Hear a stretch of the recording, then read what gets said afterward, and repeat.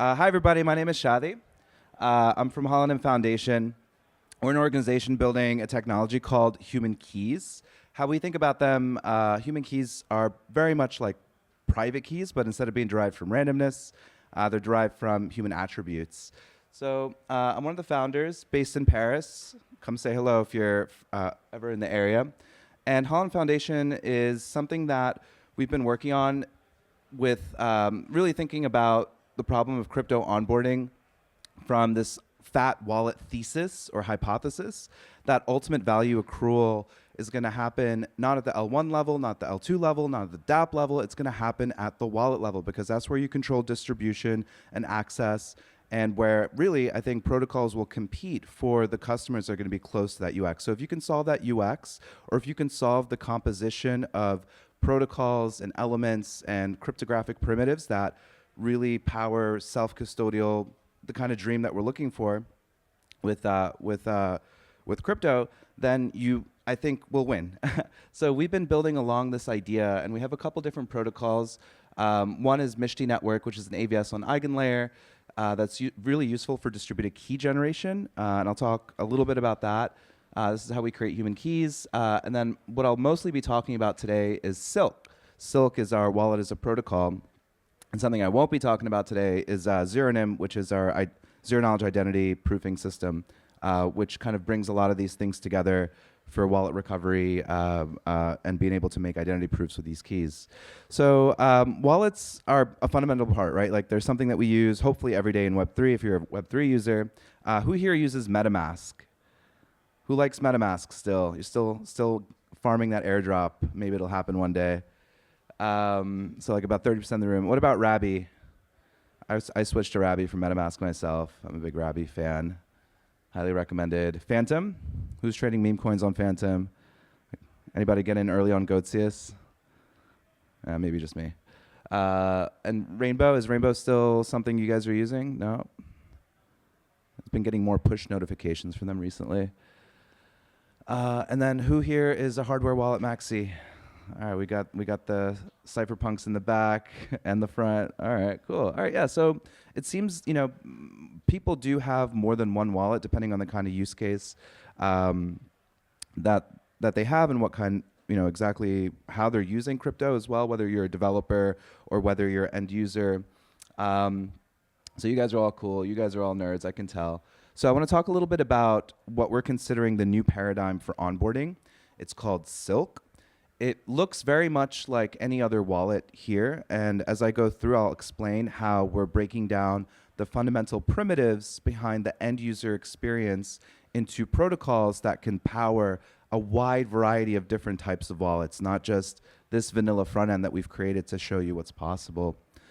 So right now, the gold standard in onboarding in Web3 are wallets as a service, and they're great. They're absolutely great. They're really great. Apparently, they're so great, I can't change slides. Okay. Wallets as a service are great, right? Because you can take that familiar Web 2 experience, that familiar, let's not even call it Web 2, let's call it what it is, standard web experience, which is land on a web page, and at the point of first contact, you're met with usually a create account button or a sign up button, and the ability to just seamlessly hand over say like a off-chain or a standard web onboarding funnel to a Web3 protocol where you're able to grant the user a wallet, they're able to sign up, you expose the email, and then you can tap into not only off-chain activations through distributions, but also bringing in the Web3 components with incentives, tracking loyalty, etc. And that's really useful.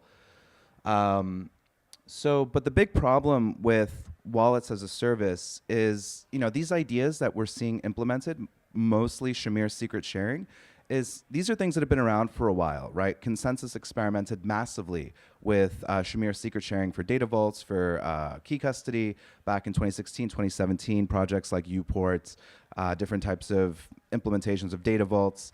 And so it's come back, right? And I think Web3 auth really was responsible for repopularizing distributed key generation as a way of making these like non-custodial type wallets. Now, Web3 auth is in one category where it creates a single key for a single application. And if you've ever actually played with the, if you've actually like implemented Web3 auth in a dApp, you'll notice there's an exposed private key method. There's an exposed private key method in the Web3 API. Now, what does that mean? It means that whenever an application wants to sign a transaction for a user, it's looking at, it needs to look at your key to sign that. So you can't trust any multiple dApps with the same key. And that's why you end up having multiple accounts across multiple dApps, and you don't have this universality. You get fragmentation of the identity, of the wallet experience, et cetera. So how has this changed? So projects like Privy, Dynamic, so they're doing something slightly different where they're giving, it's self-custodial or non-custodial if you want to call it that, by giving one of the shares to the user. So they break the key up, they give one of the shares to the user, and then the two shares might live somewhere else. And it depends on the exact wallet you're talking about, different architectures. One of those shares for Privy, I think in Privy's case, if it's still true, they keep the recovery share on their server, and then they have another recovery share that they hold on to by default. So what does that mean? It means that if you're signing in with, say, Google, right, and your shares are derived from that Google account, then your account's only going to be as secure as your Google account is. It's also going to only be as secure as Privy as a company is. If their servers get DDoSed, if they get audited, if they get taken down, that's a problem. And something else I should mention before I get into what the solution is for this is, so the other problem is Privy, you have to trust the third-party wallet as a service provider, but you also have to trust the user. You have to trust the user has good security hygiene, that they're not going to, say, for example, accidentally install malware and then try to blind sign a transaction and compromise the entire bridge, like we saw with some recent hacks, like similar to Radiant. So the way we need to think about this actually is completely different, and it's something that you probably haven't heard of. Who's heard of 2PC here? Two-party computation. Yeah, I think this is something that's kind of still on the radar, under the radar for most people. So 2PC is it's something that is talks a lot about in cryptography circles. We're primarily a ZK company, and this is kind of where we're exposed to a lot of these ideas and concepts, where ZK is actually just a subset of MPC as a whole. And something that really caught our eye is this concept of having trustless, basically breaking down the trust for any interaction between two parties into this schema. So with TPC or 2PC, what's happening is we're actually taking the key, and maybe, yeah, we're taking the key, or it could be multiple keys, and breaking it up into two pieces where we don't trust the user and we don't trust the dApp. And this is really different than what most people are doing. So the security model here is if malware is installed on the user's device, it doesn't compromise the wallet.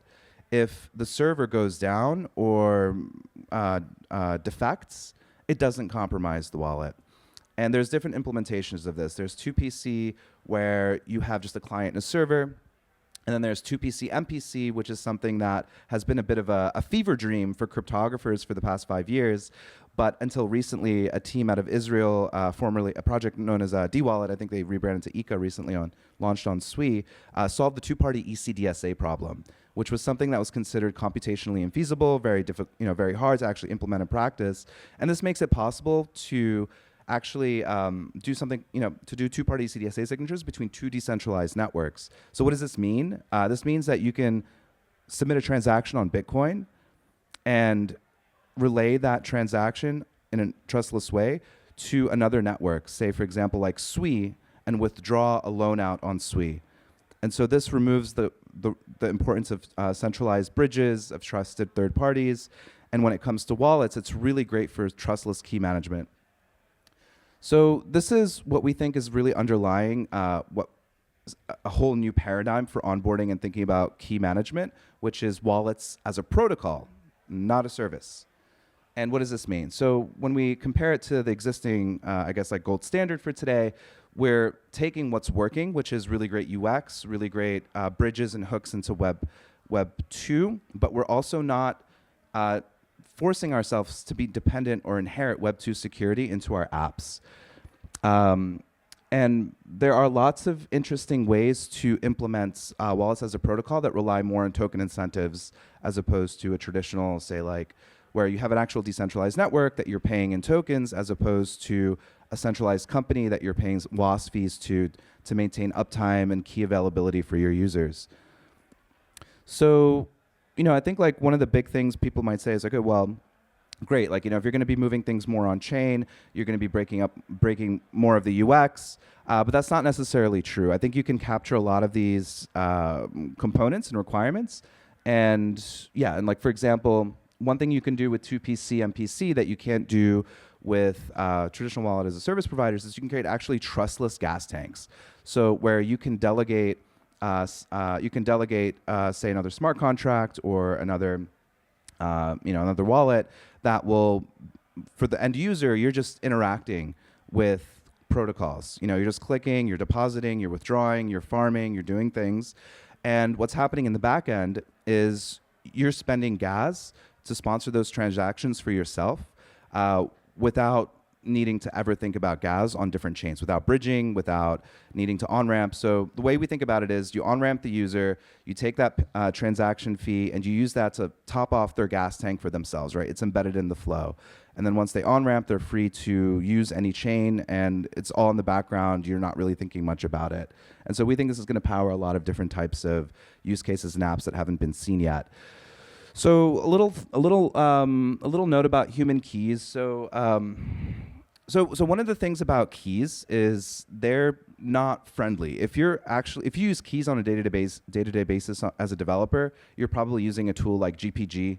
You're probably needing to mash on your keyboard to create entropy. You're having to put in some weird lines of code to manage these things. Maybe keep your key as an environment variable in your script to deploy your application. This is less than ideal. So we've spent a lot of time rethinking what the basic philosophy and architecture should be behind key management. And instead of driving these keys from randomness, we think that they should be more closely tied to human attributes, but without making any compromises on privacy or security. So this is what we call human keys. We use an AVS on EigenLayer called Mishti Network that allows us to basically take the key derivation process, decentralize it so that every single AVS operator that's running these nodes can say take in some biometric data, can take in some like what you have, what you are, like say like a hardware key or some security questions or what have you, and use that typically low entropy but human memorable data as a secure seed for driving a very high entropy key that you can always have access to. So we've effectively solved this problem that Web3 Auth had, which is you derive the private key, you create the private key every time, and it needs to be exposed to the dApp. You don't need to do it in this case. You can have the key shares directly delivered to the user, and so you have this cross-device universal experience when it comes to key management. So Silk is really great for folks that are looking to onboard new users that haven't been exposed to crypto before. That's why we built it as is. We built in, there's a lot of stuff here that I can't really mention all in this time, but the main highlights really are it's an embeddable iframe, it's white labelable. The devs really have a lot of control in how they present the onboarding flow to the end user, whether they want to authenticate them in like with a social login or something more secure or a biometric auth. That's something we can all support. And yeah. So really easy to use. It's got embedded AML KYC features that we've built previously for our ZKID protocol. And so that comes standard with that. What the nice thing about KYC AML is like for these more, say like legitimate real world use cases, it also lets you set your wallet up for recovery by making a pre-commitment on your identity and then being able to, at a later time, prove that it's you that's coming back to recover that key. So kind of cool stuff. Yeah, so it's a universal wallet. We think it's the most secure. Would love to hear if you guys, would love to, have thoughts about our 2PC approach here. A little bit of alpha as well for those in the room. Please don't take a picture of this. But we are launching a Silk Points program ahead of our AVS mainnet coming up later next year, something like that. So the idea basically here is builders can embed this app. They can onboard users if you're uniquely onboarding those users, you basically earn 25% of all points, which are derived from their actions that they perform while using the wallet. So it's kind of like a first come, first serve. Onboard users using Silk, help us get some really valuable product feedback. As you know, right now we have about like 125,000 users that have used the product at any one time. And so we're looking for partners to make sure that we really bakes a good cake, right? Not just a cake that cryptographers like or a cake that our immediate bubble likes. So thank you very much. That's Silk. I'll be hanging around for a little bit if you guys want to chat a little bit more about 2PC or some of the other concepts I brought up today. Thank you. Thank you very much.